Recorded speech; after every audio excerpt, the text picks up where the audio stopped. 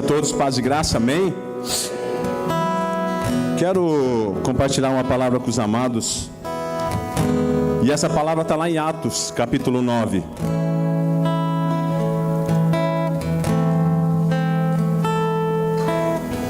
Atos, capítulo 9. Quem achou diz amém? A partir do versículo 1 diz assim: Saulo, respirando ainda ameaças e mortes contra os discípulos do Senhor, dirigiu-se a um sumo sacerdote e lhe pediu carta para a sinagoga de Damasco, a fim de que, caso achasse alguns que eram do caminho, assim homens como mulheres, os levasse presos para Jerusalém. Seguindo ele a estrada fora, ao aproximar-se de Damasco, subitamente uma luz do céu brilhou ao seu redor. E caindo por terra, ouviu uma voz que lhe dizia: Saulo, Saulo, por que me persegues? E ele perguntou: Quem és tu, Senhor? E a resposta foi: Eu sou Jesus, a quem tu persegues. Mas levanta-te e entra na cidade, onde te dirão o que te convém fazer aos seus companheiros. De viagem, pararam emudecidos, ouvindo a voz e não vendo, contudo, ninguém. Então se levantou Saulo da terra, e abrindo os olhos, nada podia ver. E guiando-o pela mão, levaram-nos para Damasco. Esteve 3 dias sem ver, durante os quais nada comeu e nem bebeu. Amém? Meus amados, nós vimos aqui a história de Saulo, e mais na frente conhecido como Paulo. E eu quero nessa noite trazer algo para nossas vidas. E uma primeira pergunta, que quando eu estava preparando essa mensagem, Deus colocou no meu coração: quem nós somos para Deus? A gente vê aqui a história de Saulo, então, que era um homem que perseguia os crentes, gostava de matar. Ele tinha um ódio muito grande a respeito dos evangélicos, dos cristãos daquela época. E Paulo, ele não poupava ninguém. O objetivo dele era acabar com a raça dos crentes. Então Paulo, ele tinha um objetivo, ele tinha um foco na sua vida. E Deus sabia quem era Paulo para ele, que era o seu adversário, que era Saulo, aliás. E nessa noite eu quero trazer essa pergunta para mim e para você: quem somos eu e você para Deus? Quem sabe nós somos um empresário bem-sucedido para Deus, não é verdade? Quem sabe nós somos um empregado que tem o nosso emprego, que ganha um bom salário para Deus. Mas será que isso é o suficiente para Deus, de ser um bom empresário bem-sucedido, que tem lá a sua empresa, dá bastante emprego, enfim? Ou somos um profissional liberal? Deus conhece a gente dessa maneira também. Mas enfim, meus amados, quem somos eu e você para Deus? De que maneira Deus vê a nossa vida? Será que nós conhecemos isso? Sabemos de que maneira Deus vê a nossa vida? Começamos a ler então sobre o livro de Jó. E nós vamos ver em Jó capítulo 1 que Jó era o quê?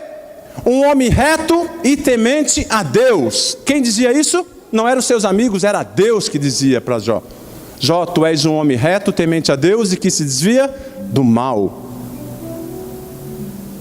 Será que eu e você, nessa noite, podemos se enquadrar nesse perfil da vida de Jó? Daí encontramos um outro homem chamado Pedro, que andava com Jesus. E esse homem então, numa noite, Jesus entrou em um lugar e Pedro ficou para o lado de fora. Veio uma senhora e perguntou: Pedro, tu conhece esse homem? Tu és um daqueles? Não conheço, nem sei quem é. Ou será que nós somos como Pedro, que negamos Jesus por tão pouca coisa? Quem nós somos diante de Deus? Como Deus vê a nossa vida nessa noite? Como nós somos para Deus? Ou será que nós somos como Jonas? Deus dá uma direção para Jonas e Jonas não obedece o chamado de Deus. Então resolve se esconder no porão do navio.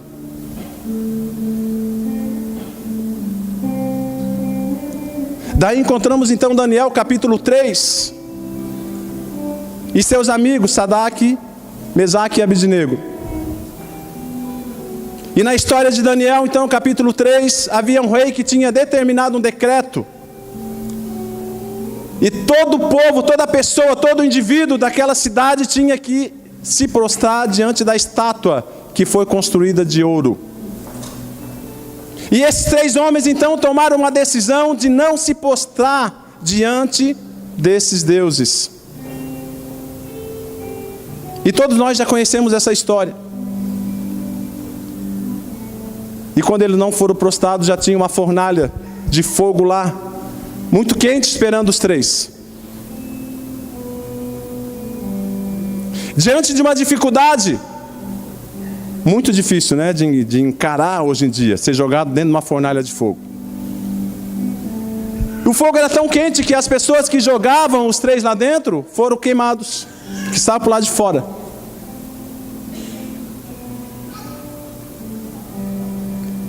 E Daniel e seus amigos tomaram uma decisão de não se contaminar e não dobrar, não se curvar, não adorar, não largar, não abandonar aquele que vive.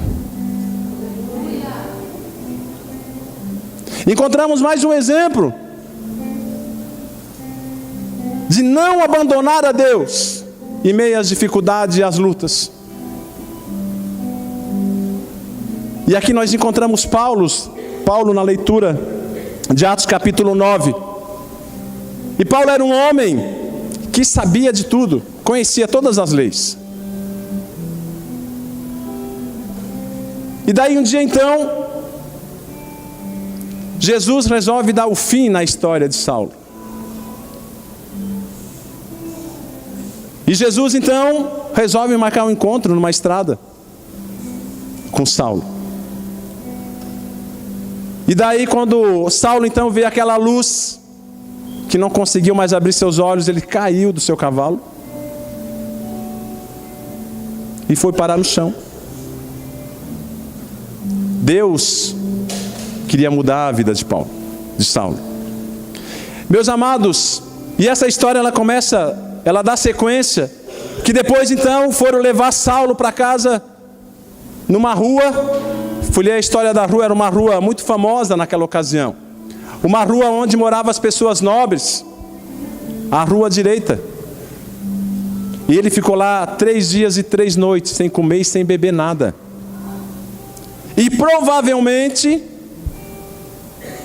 sem conversar. E muitas vezes nós não entendemos por que nos vem muitas vezes a enfermidade na nossa vida. E quando Saulo então teve esse encontro com Jesus, e daí então, Jesus então, olha, vai até lá, alguém vai te levar até essa casa e depois vai aparecer um profeta chamado Ananias, e Ananias vai orar por ti, e tu vai voltar a enxergar, Saulo. 3 dias foi o tempo suficiente então, que Saulo precisava para pensar a respeito da sua vida, das suas coisas erradas que estava fazendo. Será que nós precisamos mais 3 dias para pensar a respeito da minha e da tua vida, daquilo que estamos fazendo diante de Deus? Saulo era um cara escancarado, ele não escondia nada. Ele matava na frente de todo mundo, arrastava os cristãos pelos cabelos na frente de todo mundo. E hoje em dia, quando nós falamos da igreja perseguida, de pessoas que tem encontro para fazer um culto embaixo da terra, ou levam só um pedaço da folha da Bíblia dentro do bolso, porque não pode aparecer. E nós aqui temos essa liberdade de adorar a Deus, de poder pular, de poder gritar, de poder erguer as nossas mãos. E muitas vezes nós não fizemos. Meus amados, e Saulo então, ele tem esse encontro. Ele deixou de ser Saulo e se tornou Paulo. E veja bem, e é isso que Deus, quando Ele aparece na nossa vida, essa luz que fala lá em João, quando Ele aparece na nossa vida, a nossa vida precisa ser mudada. E aí vem na nossa vida o desejo do quê? Uma chama no nosso coração. E eu me lembro muito bem que quando eu comecei a frequentar o estudo bíblico com a pastora Marilu, lá no bairro Brasília, ela dizia assim, ó, se eu tenho uma água para mim e tem alguém com sede, eu tenho que levar essa água. E todos nós estamos aqui nessa noite, nós temos essa água que é Jesus, que fala em João. Quem nós somos? Somos um crente aqui de banco que conhecemos a Cristo e temos a salvação, e daí vou ficar para mim. E não é isso não, que Deus chamou eu e você, não para ficar para a salvação para nossas vidas. Eu fiquei envergonhado ontem de noite, fui dormir na casa da minha mãe, que ela está acamada, está doente, e ela não consegue mais ficar em pé, não consegue mais andar, teve alguns dias no hospital. Ela tem 83 anos, e ela contando o sonho para mim essa noite, ela disse que sonhou que ela ia entregar uma fita amarela para 3 pessoas. E ela fez a minha irmã levar um pedaço de tecido amarelo, assim, comprido, fininho, e que ela ia ganhar 3 almas para Jesus. E veja bem, ontem, foi uma moça lá, que é amiga da minha irmã, que é casado com outro senhor, e o marido dela já é crente, e a moça não era crente. E a minha mãe, mesmo deitada, perguntou se a moça queria aceitar Jesus. E a moça prontamente, não, eu quero aceitar Jesus. Ela orou no mesmo momento, lá com a sua voz fraca, e deu a fita para a moça. E eu fiquei envergonhado, porque nós, muitas vezes, eu tenho 50 anos. E o que nós fizemos? Quantas almas nós ganhamos esse ano para Jesus? Quantas vezes nós fomos no hospital orar por alguém? Quantas vezes nós entregamos um folhetinho na rua esse ano para alguém, ou paramos alguém e falamos que Jesus ama? Para fazer isso não precisa ter curso de teologia, ter uma faculdade, ser bacharel em teologia, ser doutorado. Para fazer isso basta ter a disposição e a coragem de Deus na nossa vida. Jesus chamou eu e você, não para ser um bom empregado e um bom crente na igreja luterana renovada, mas chamou eu e você para fazer a diferença nessa cidade, gente. E como que nós vamos fazer a diferença? Será que é como Judas? Será que é sendo como Pedro, traindo Jesus, negando a Jesus? Ou será que é como sendo Jó, como sendo Daniel, Josué?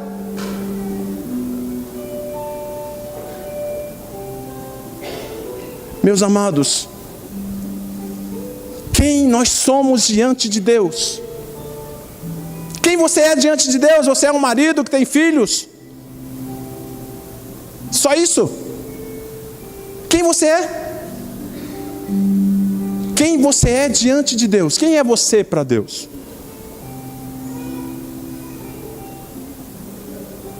Saulo se tornou Paulo diante de Deus, um homem, um dos maiores missionários que a Bíblia relata. Quem nós somos? Quem nós somos diante de Deus? Por que nós somos dessa maneira, tão parado muitas vezes para coisas de Deus? Para o investimento do reino de Deus. Quem nós somos para Deus? Quem nós somos para Deus? Aquele que ora de vez em quando, vem no culto no domingo, dou o dízimo, dou a oferta, dou um abraço no irmão,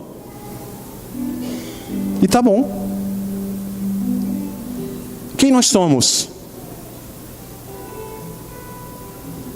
Será que nós podemos fazer mais para Deus? Meus amados, Saulo, ele deixou de ser Saulo e se tornou Paulo. E Deus então começa a usar esse homem com grande poder e coragem e ousadia.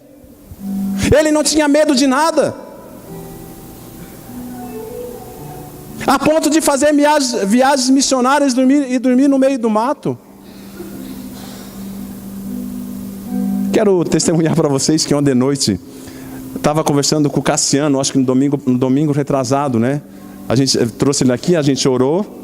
O pastor Carl orou por ele, ele viajou para a Argentina, né? Que ia lá pregar na Argentina alguns dias, ia ficar 15 dias. Chegou lá, o pastor convidou ele vai ficar 3 meses cuidando de crianças e adolescentes. O que nós podemos fazer mais para Deus? E o negão me ligou ontem de noite rindo. E agora, pastor, o que eu vou fazer? Já fiquei doente aqui, peguei uma virose. Eu disse, Cassiano, vamos orar. Quem nós somos para Deus? Jó era reto e temente a Deus. Pedro foi aquele que negou Jesus. Judas foi aquele que traiu. Quem nós somos? Daniel foi aquele que não negou a Deus. Ele entrou na fornalha de fogo com uma certeza no meu coração, sabendo que Deus ia livrar ele. Porque com certeza ele podia cantar aquela música, né? Eu sei que o meu Redentor, ele vive. Será que eu e você podemos cantar essa música nessa noite? E dar um passo de fé e fazer qualquer coisa que nós não estamos acostumados a fazer? Meus amados, e daí aparece Davi, e Deus diz a Davi, olha, achei um homem segundo o meu coração. Será que Deus pode olhar para o nosso coração e não, achei um homem nessa noite, uma mulher segundo o meu coração?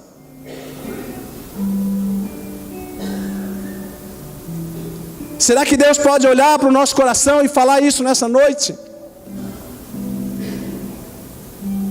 E aí, igreja, como é que está o nosso coração nessa noite? Como está o nosso coração diante de Deus? Mas eu quero te falar uma coisa. Falamos de tantos exemplos aqui nessa noite. Falamos de Pedro, de Jó. Falamos de Daniel.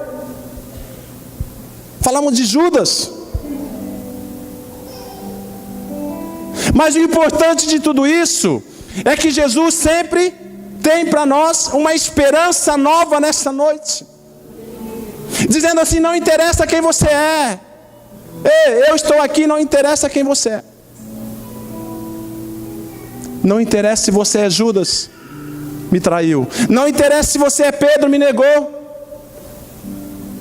Mas eu estou aqui nessa noite. Jesus diz, olha, eu estou aqui e eu procuro verdadeiros adoradores. Que apesar em meio à tribulação, possa erguer as suas mãos e cantar. O meu Redentor, ele vive. E eu queria te convidar nessa noite a adorar a Deus. Quem sabe você está aqui ainda nessa noite é Saulo. Quem sabe você está aqui nessa noite e você é só um empresário nessa cidade bem-sucedido. Quem sabe você está aqui nessa noite e é somente um empregado, bem empregado.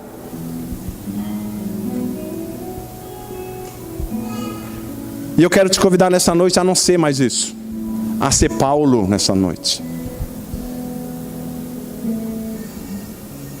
Paulo era aquele que largava tudo e ia fazer a obra. Não tinha tempo ruim, não tinha chuva nem vento, tinha nada. Portanto, o que ele disse lá em Gálatas: hoje não é mais eu que vivo, mas é Cristo que vive em mim. Amém.